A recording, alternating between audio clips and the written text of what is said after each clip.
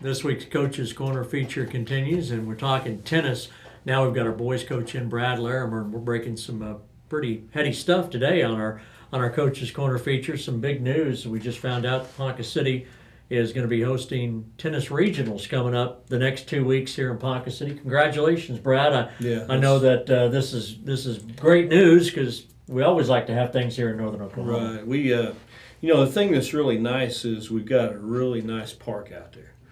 Holding 9 courts, and it's perfect for regionals because there's 8 teams, and by the time a singles, you have both your singles on, they get done, your doubles go on, so there's a natural rest period there, and you can get it done very easily in 6 hours. So it makes it nice and convenient that we have a complex like that that's actually kept up and things like that. And I don't know whether people realize it, but I mean, we've got nice facilities here, in Ponca, and we're lucky that we have the city that we do that lets us use those kind of things and always let us use them.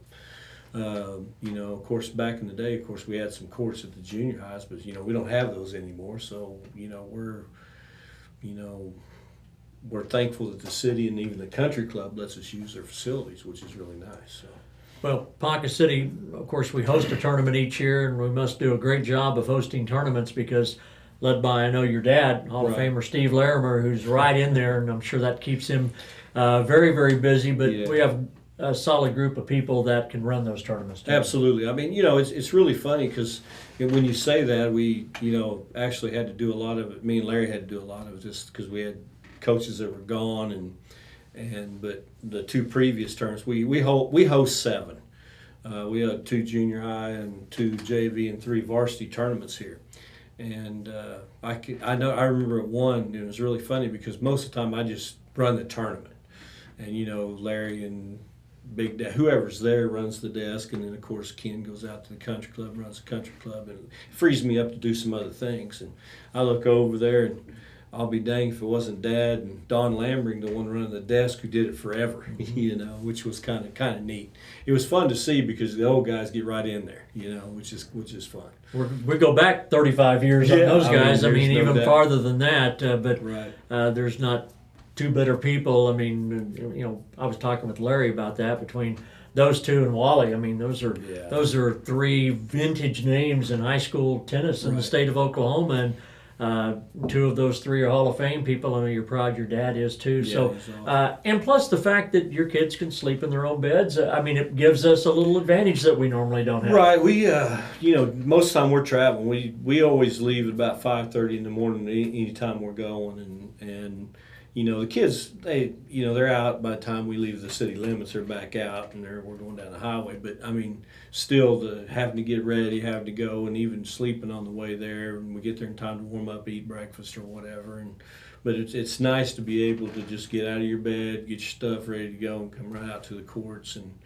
And yeah, absolutely. I think it's an advantage for us to be able to do that. And they have to travel, which most of the time they don't have to, so. Some things have happened recently in our tennis program, our boys tennis program. Daniel Langston signed a letter of intent last week. I know you're very proud of him, one of the all-time greats at Ponca City High School, and I guess that Valparaiso is his destination. Yes, Valparaiso's got a really, really good program. They actually, from the information that I got, they do a real good job of recruiting the state's people. A lot of programs, they go international, they get a lot of international players, and I think there at Valparaiso they use a lot of people that are from this country, which is really neat to see, especially when they're a top 80 program, And Daniel will get in there, and Daniel will do a good job. I mean, the thing about Daniel, some players, they play singles their whole life, but Daniel's a really good doubles player. And I don't know whether people know that, but he's so quick shifty, he volleys well. I mean, he does everything so well that he's going to fit right in and help really, really well. So, as we get set for the end of the season and the regionals, and obviously Daniel going for his 3rd championship, that's going to be a big story. But the rest of the team, Coach, how have they come along this season, and do we have chances to get some other regional placers due to the state tournament? Yeah, I think that, of course, we got Jinx coming in, which, they've been solid for years and years and years, and it'll be tough to, there's not anybody that's going to beat them for the regional champion, I don't think, but there's a good chance, of course, Daniel will win the one singles, but they should win all the rest of them. And for our people, like Josh, he'll play two singles, and I can see him placing in the top 8 in the state. I mean, he's good enough to do that. Now he has to come out and play. I mean, that's the thing. I think he'll get seated in the top 4, which he should be in the top 4 in our region, and be fine. The doubles teams, that's still a development in progress. We've got some kids that have worked real hard all year.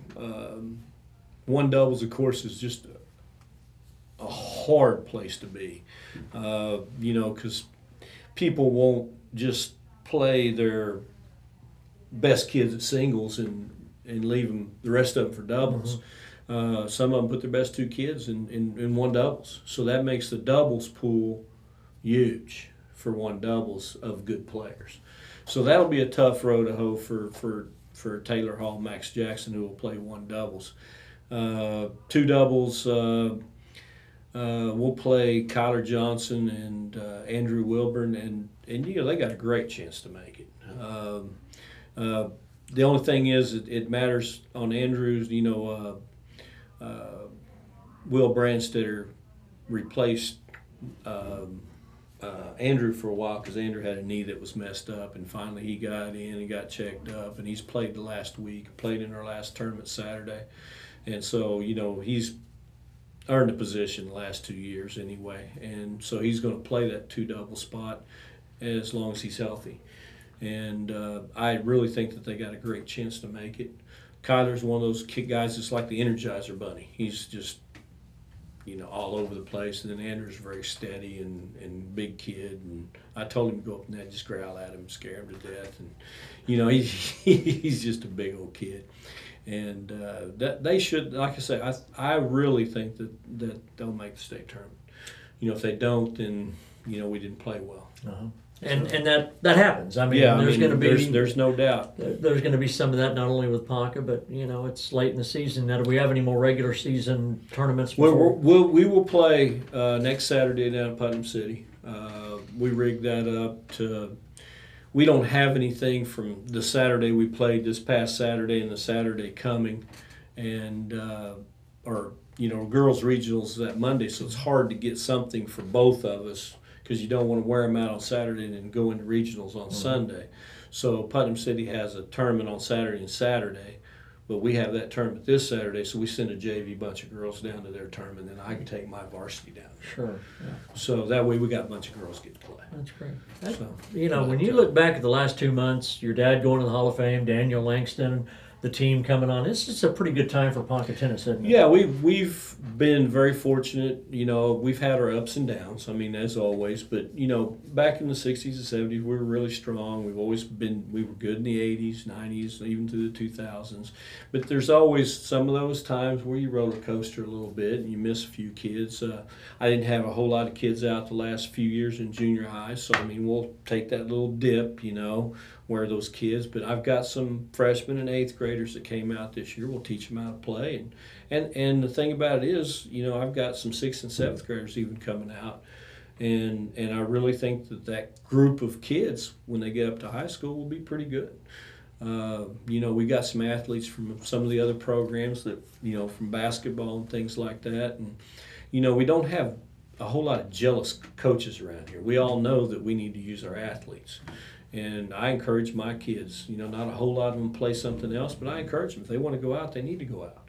And so, in that particular instance, I got 3 basketball kids from freshmen, 3 basketball 8th grade kids, and they're competitive. They go out there and they play hard. And now once we get them out there and we hit a lot of balls, their strokes are going to come along and they're going to be okay. That's a good combo. Basketball, tennis is always a good combo. Absolutely. Even football. I'll take them football kids. You did them all when you played tennis, so. Absolutely. The footwork that you get and the competitiveness and the way that your agility is in tennis, it's going to help any sport out there.